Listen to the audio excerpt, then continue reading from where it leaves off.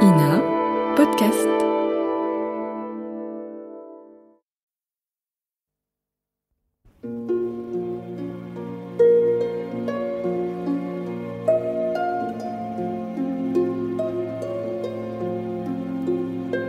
1848. Sous le règne de Louis-Philippe, un jeune bourgeois de Nogent-sur-Seine, Frédéric Moreau, s'est installé dans la capitale, où, après avoir fait ses études de droit, il mène une vie libre grâce à un héritage important. Sur le bateau de Paris à Nogent, il a fait connaissance du ménage Arnoux. Il est follement épris de Madame Arnoux, à qui, après bien des hésitations, il laisse comprendre son amour. Madame Arnoux reste sourde, sinon insensible, aux déclarations de Frédéric. Dépité, Frédéric se jette à la tête de Rosanette, une cocotte dont il n'obtient pas davantage les faveurs. Dégoûté des échos qui paraissent dans la presse et des propos qui se tiennent dans les salons du financier d'Ambreuse, Frédéric passe quelques semaines en province, où sa mère tente de le fiancer à une camarade d'enfance, Louise Roch. L'ami de Frédéric, Deslauriers, présente comme sûr à Madame Arnoux la nouvelle du mariage de Frédéric. Madame Arnoux en éprouve un tel choc qu'elle s'avoue enfin à elle-même qu'elle aime Frédéric. Ce dernier demande à réfléchir avant de s'engager avec Mademoiselle Louise. Il revient à Paris, où Deslauriers l'informe de l'émotion de Madame Arnoux. Frédéric avoue alors à Madame Arnoux son amour, et ce sont des moments de bonheur partagés. Toutefois, Frédéric et Madame Arnoux ont fait le serment de ne pas s'appartenir. Frédéric donne un rendez-vous à Madame Arnoux pour avoir la joie de faire à son bras une longue promenade à travers les rues de Paris, et aussi, il l'espère bien, pour la conquérir. Madame Arnoux ne vient pas au rendez-vous car son fils tombe gravement malade. Frédéric, par dépit et pour se venger, court chez Rosanette, qui devient sa maîtresse. Cependant, la révolution gronde. Des manifestations se font de plus en plus nombreuses contre la monarchie, l'insurrection éclate, Louis-Philippe s'en va. Frédéric retrouve aux Tuileries son ami Dussardier qui lui apprend qu'à l'hôtel de ville, la République vient d'être proclamée. Nous sommes en février 1848.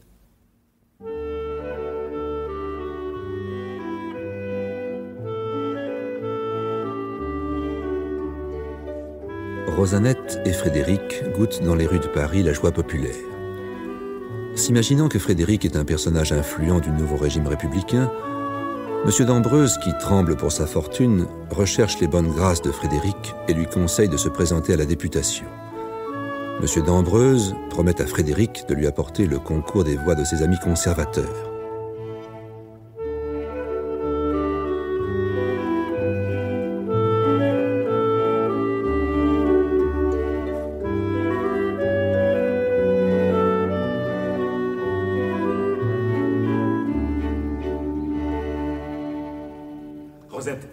Rosette, regarde-moi. Eh bien quoi, qu'est-ce que tu as? Qu'est-ce que tu dirais d'une ceinture tricolore? Là. Une ceinture tricolore? Député, mon chou, député. Tu es député? Mon Frédéric est député? Non, Rosa, pas encore, mais je me présente. Où ça? Aux élections, parbleu. Tu te vois au bras d'un député? Tu seras élu? Je l'espère bien. Alors tu parleras à la Chambre? Comme Robespierre, comme Danton, nous manquons de grands figures. Tu es magnifique. On te donnera peut-être une bonne place. Bien entendu. Mademoiselle Batmaz. Tu vois, quelle surprise. Sais-tu ce qui nous arrive? Oh, je te le dis tout de suite. Frédéric se présente aux élections. Non, vrai, monsieur Moreau? Ah, bravo. Vous m'approuvez? Mais si je vous approuve, ben naturellement. Mais au moins, vous êtes du bon côté. Évidemment. La révolution. Ah, enfin la révolution. L'affranchissement du prolétaire. L'affranchissement de la femme. Oh, de la femme. Tu rêves, ma petite. Mais oui, de la femme. Ton député me comprend, lui. Sais-tu ce que c'est que la vie d'une femme à Paris en 1848? Une femme célibataire, s'entend. Eh ben moi, je vais te le dire. Pendant la journée, elle donne des leçons, où elle essaie de vendre de petits dessins. Quand elle rentre le soir chez elle avec de la crotte à ses jupons, elle fait la cuisine. Et elle la mange, toute seule. Après? Après? Après, elle rêve, c'est tout ce qui lui reste. Elle rêve de l'amour, d'une famille, d'un foyer, de la fortune. Elle rêve de tout ce qui lui manque. Les pieds sur sa chaufferette pendant qu'elle tire l'aiguille. Voilà ce que c'est que la vie d'une femme. Et elles sont comme ça, des milliers, des dizaines et des centaines de mille. Alors qu'est-ce qui peut les sauver, hein? La révolution. Bravo! Vive la République! Ah, ça me fait plaisir de vous entendre applaudir. Voyez-vous, mon député, ce qu'il faut réclamer, c'est un autre code. Promis. Une réglementation du mariage plus intelligente. Promis. Voilà, l'admissibilité de la femme à tous les emplois. Des femmes fonctionnaires, des femmes éditeurs, une école polytechnique pour les femmes, une garde nationale pour les femmes. Compte pas sur moi. Le gouvernement ne veut pas reconnaître nos droits. Non, il est sûr de lui parce qu'il a la force pour lui. Mais il faut vaincre la force par la force. 10 000 citoyennes, avec de bons fusils, peuvent faire trembler l'hôtel de ville. Ma parole! Vous parlez comme un vrai député. C'est vous qui devriez vous présenter. Et pourquoi pas? Un jour viendra. Hein. En attendant, c'est à vous, Frédéric, de défendre la bonne cause. Et à Delmar. Pas possible. Delmar se présente. Mais oui, ma chère. Dans la Seine. Et vous? Moi, dans l'Aube, rassurez-vous. Ah, bon, alors c'est parfait.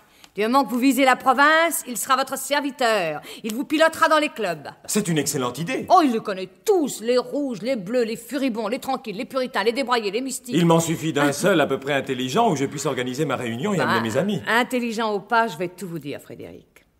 Il y a 3 locutions dont les candidats doivent se servir s'ils veulent réussir. Voilà. Apporter sa pierre à l'édifice, atelier et problème social.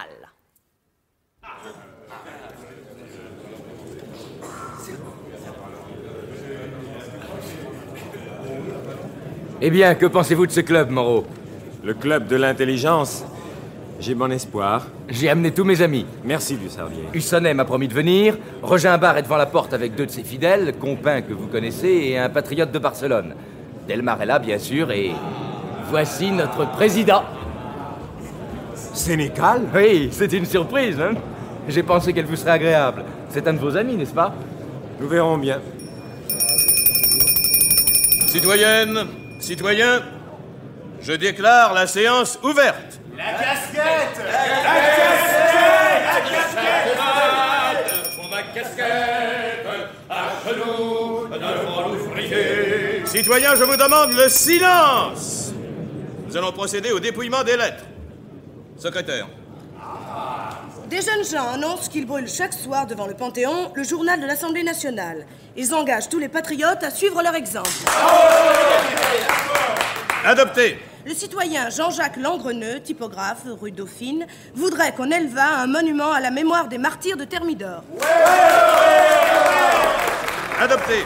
Michel Évariste Nepomucène Vincent, ex-professeur, émet le vœu que la démocratie européenne adopte l'unité de langage. On pourrait se servir d'une langue morte, comme par exemple du latin. Oh, pas de latin! C'est bon pour les curés! Rejeté. Silence, citoyens.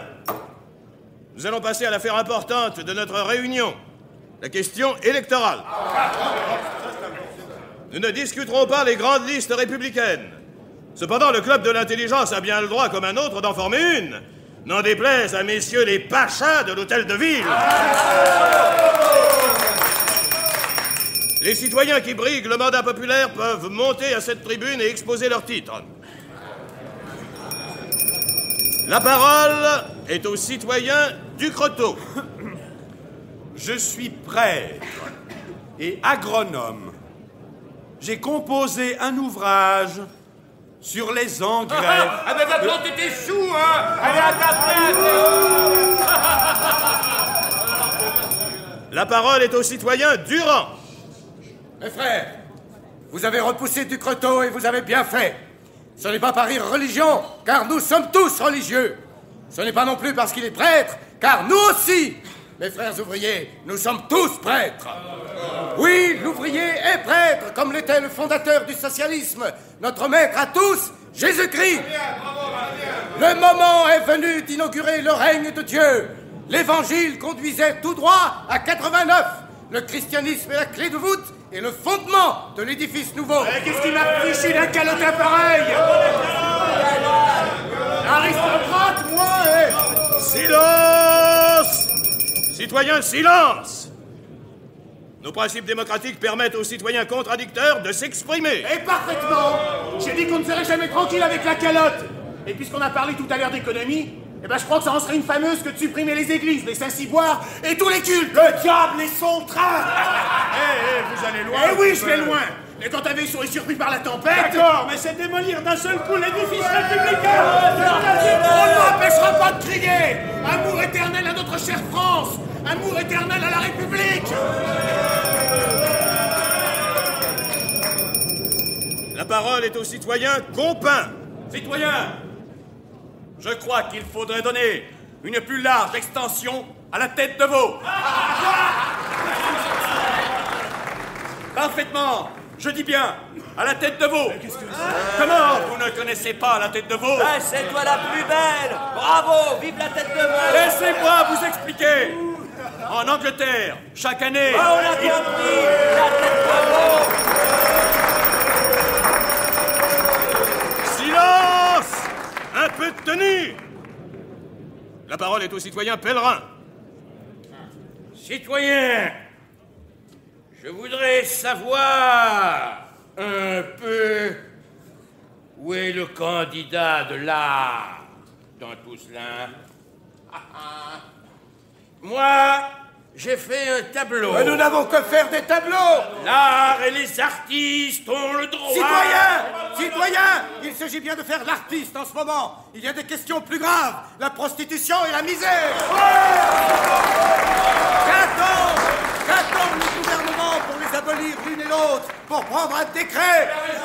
À qui la faute? À qui la faute? Aux bourgeois. Oui, qui favorise la débauche? Les bourgeois. Ils ne méritent qu'une chose, qu'on leur crache à la figure. Les bourgeois. Le libertinage, ça se paie au prix fort. Et savez-vous pourquoi les acteurs touchent de si gros appointements? Pardon, citoyen, pardon. Si vous attaquez les acteurs, je demande la parole. La parole est au citoyen Delmar. Je suis moi-même acteur. Citoyen, on voudrait tenter devant vous de dénigrer le théâtre comme si le théâtre n'était pas le foyer de l'instruction nationale, comme si le comédien n'avait pas une mission civilisatrice. C'est ce qui n'a pas encore été compris par tous. Mais le théâtre doit être au service du peuple. C'est pourquoi je demande la réforme des théâtres. Et d'abord, plus de direction, plus de privilèges d'aucune sorte, plus d'académie, plus d'instituts, plus de missions bonnes à rien.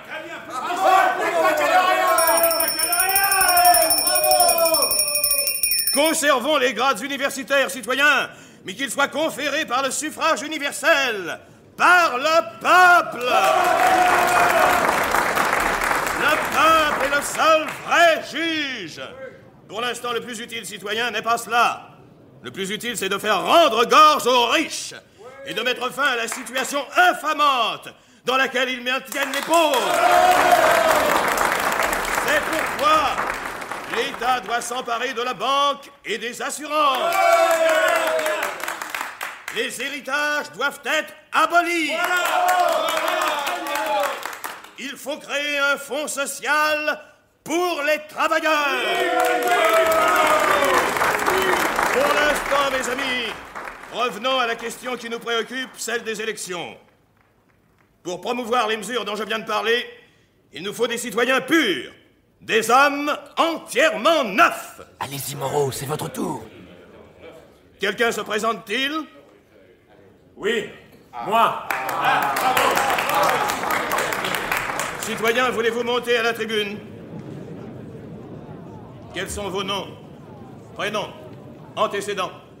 Vous les connaissez parfaitement, Sénécal. Les citoyens ont le droit de tout savoir. Moreau Frédéric, docteur en droit. Marié? Non, célibataire. Mœurs irréprochables?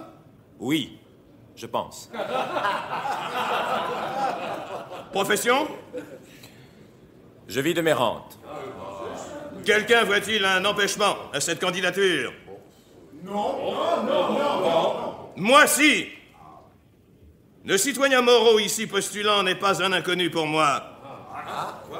Il n'a pas livré une certaine somme d'argent qu'il avait promise pour la fondation d'un journal démocratique.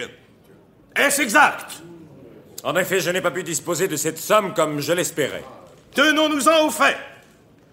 Le citoyen Moreau, bien que parfaitement averti par un billet d'un de ses amis du soulèvement qui se préparait et qui réclamait la participation de tout vrai républicain, n'est pas venu au rendez-vous qui lui avait été fixé le 22 février, place du Panthéon. Est-ce exact?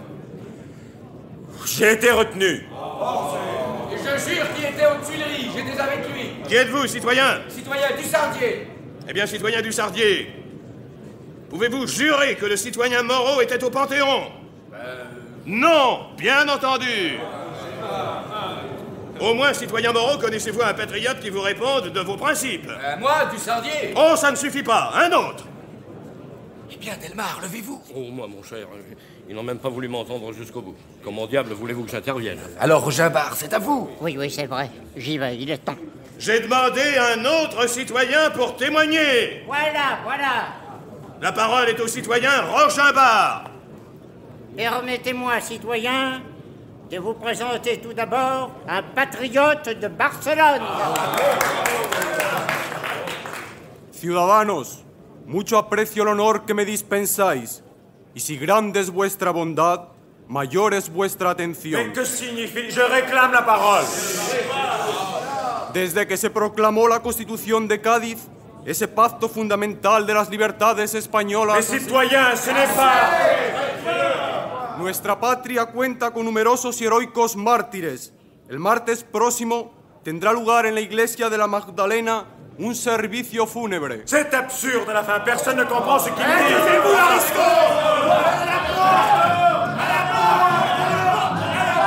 Qui? Moi? Oui!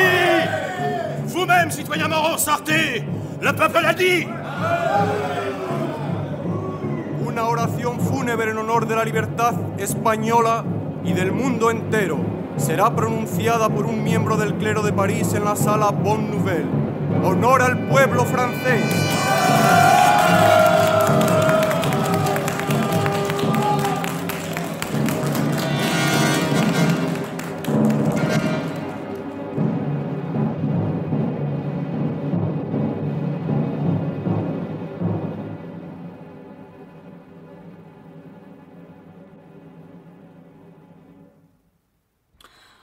Écoute, laisse-moi. Mais Rosette, quel changement tout d'un coup. Qu'est-ce qui te prend? Comme si tu ne le voyais pas, non. Tout ce qui se passe depuis la Révolution. La ruine pour tout le monde. Les riches qui abandonnent Paris. Et moi, si je meurs à l'hôpital, tu t'en moques bien. Rosette, je suis là. En toi, pour ce que tu as de rente. Mon pauvre ami, au train où ça va, tu ne les auras pas longtemps, tes rentes. Cela se peut. Et quand je pense à ces réunions, à quoi sert le dévouement, l'abnégation, les dons que l'on fait de son argent et les autres? Tu l'entretiens, ta chère République. Eh bien, avant peu, tout ce qui te restera, ce sera de t'amuser avec elle, mon bonhomme. C'est insensé, Rosa. C'est toi qui as perdu le sens, mon pauvre chou. Tu imagines une maison où il n'y a pas de maître, où chacun fait danser l'anse du panier? Ce n'est pas cela, la République. Eh bien, qu'est-ce que c'est, alors? Et tes républicains, qu'est-ce que c'est? De jolis cocos, oui. Un Ledru-Rollin qui est couvert de dettes. Un Lamartine, un poète. Comme si un poète pouvait comprendre quelque chose à la politique. Laisse-moi rire. Mais... Tu peux hocher la tête. Tu te crois plus malin que les autres. Tu discutes, tu ergotes. En attendant, je découds mes robes, j'utilise mes vieilles doublures. Tu te demandes ce que j'ai. C'est plutôt ce que je n'ai pas que tu devrais me demander. Ce que je n'ai plus. Plus de prince, plus d'équipage, plus de bijoux, plus rien mettre. Et bientôt plus de meubles. Pourquoi plus de meubles? Et ils ne sont pas payés. Le tapissier veut les reprendre. Qu'ils les reprennent, nous en achèterons d'autres. Tu en parles à ton aise. Tu vois ce grand salon vide? Eh bien, nous changerons d'appartement. Nous aurons un tout petit salon avec des tout petits meubles. Des poufs de soie rose et des stores chinois aux fenêtres. Oh, mon chéri, tu ferais ça? Mais oui, là. Là, enfin. Je te l'ai déjà dit. Je suis là. Va ouvrir, je ne veux voir personne. La Vatnaze. Eh oui, c'est moi. Vive la République et les Républicains. Encore toi? Tu tombes bien, toi. Et ta République à 25%. Ah oui, ça y a de quoi se vanter. Oh, quelle sortie, dis donc. Au Club des femmes, j'en ai encore pas entendu de pareil. Vous passez tout votre temps à pérorer, à catéchiser. Quelle bêtise. Tu trouves que c'est la place des femmes dans un club? Je voudrais prendre des habits d'hommes et aller leur dire leurs faits à toutes et les fouetter. La femme doit avoir sa place dans l'État. S'occuper de l'amour et des enfants dans son ménage. C'est là sa place. Oh, tu parles comme une petite bourgeoise. Et pendant ce temps-là, les hommes seuls continueraient à faire œuvre de civilisation? Eh ben moi, je te dis que nous devons tous y participer. Substituer la fraternité à l'égoïsme, l'association à l'individualisme, la grande culture au morcellement. Allons bon, tu t'y connais en culture à présent? Ben pourquoi pas? Il s'agit de l'humanité, de son avenir. Son avenir? Ma pauvre fille, mêle-toi donc du tien. Le mien me regarde. Et là, rentrons nos griffes. Nous ne sommes plus en réunion électorale. Ah ben entendre ça, je comprends les communistes. Ah, la voilà qui croit au communisme maintenant. Ben pourquoi pas? Tiens, je n'avais pas vu ce petit mouton d'or dans tes breloques. C'est un cadeau. Oui, oui. Je connais maintenant tes opinions politiques. Je sais de qui elles viennent. Qu'est-ce que tu veux dire? Tu m'as très bien comprise. Et quand cela serait? C'est un emprunt, ma chère. Dette pour dette. Pour quelques 1000 francs que je te dois, la belle affaire. J'emprunte au moins, moi. Je ne vole personne. Oh. J'en mettrai ma main au feu. Oh, méfie-toi. Elle est assez sèche pour brûler. Ah, il y a de tes amis qui la trouvent à leur convenance. Des andalous, comme Castagnette. Mon petite gueuse, ma petite garce. On n'est pas plus ravissante. Tu vois la porte? Oh. Et l'autre imbécile qui ne comprend rien à tout ça. Bonsoir. Vous aurez de mes nouvelles. À l'avantage. Mais enfin, qu'est-ce qui t'a pris? Oh, laisse-moi. Oh, laisse-moi. Oh, me faire ça à moi. Un cadeau. Oh, c'est Delmar. Il lui a donné. Oh, ce que je suis malheureuse. Mais voyons, Rosa, tout cela n'est rien. Ça n'a pas d'importance. C'est du passé, là. Oh, non. Non, personne ne m'aime.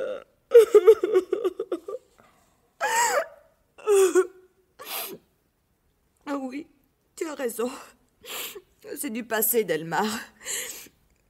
Je ne te l'avais jamais dit, mais lui et moi... N'en parlons plus. Ah, toi, tu m'aimes, mon petit Frédéric. J'en suis sûre.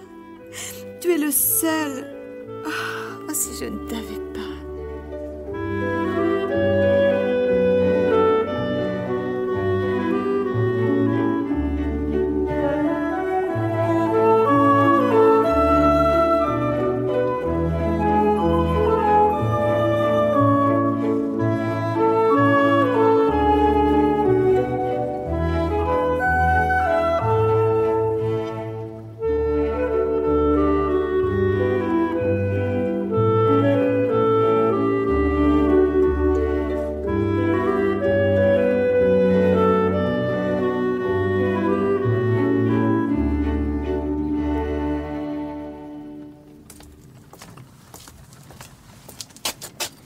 Tiens, Arnoux, vous montiez chez Rosanette? Ah, Frédéric. Mais oui, on m'a dit qu'elle avait déménagé, qu'elle habite maintenant boulevard Poissonnière. Alors, j'allais prendre de ses nouvelles. Jean descend. Elle n'est pas là. Ah bon?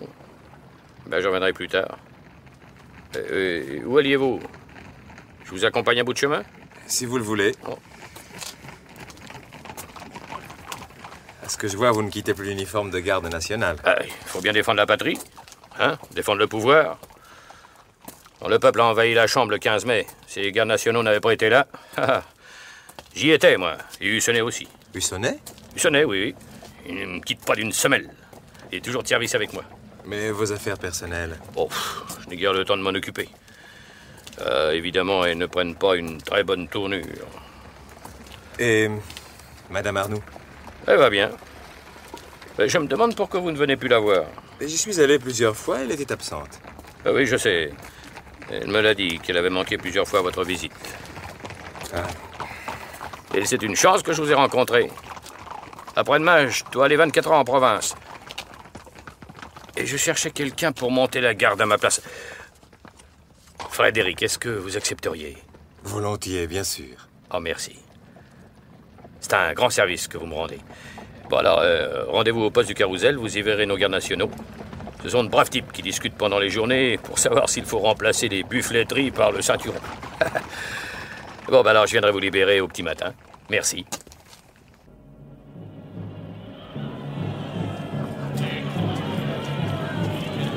Monsieur Moreau! Monsieur Moreau! Excusez-moi, monsieur d'Ambreuse. Dans cette foule, je ne vous avais pas vu.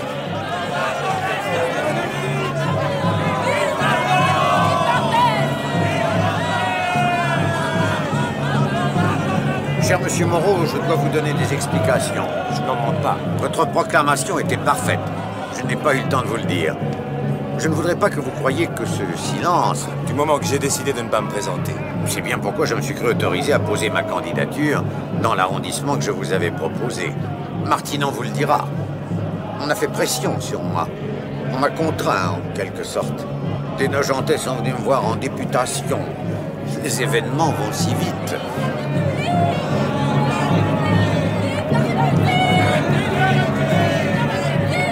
Moi aussi, je crie « Vive la République ». Le croiriez-vous? J'ai même voté le bannissement des d'Orléans. Vous? Eh oui, mon cher. Il faut savoir vivre avec son temps. Mais il y a tout de même des limites aux concessions.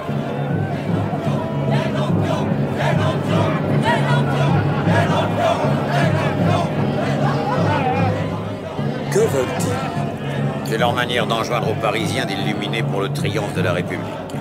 Mais ils vont trop loin. La République, soit. Mais le socialisme, les Leroux, les Proudhon, les Considérants, sont des cerveaux brûlés. Et Lamartine les soutient. C'est un con. J'estime qu'il passe à mesure. Que proposez-vous? Qu'on ferme les ateliers nationaux qui ne servent à rien, qu'à gaspiller des millions. Et qu'on envoie tous les jeunes prendre du service comme soldats ou comme paysans. Il ne manque pas de terres incultes en province.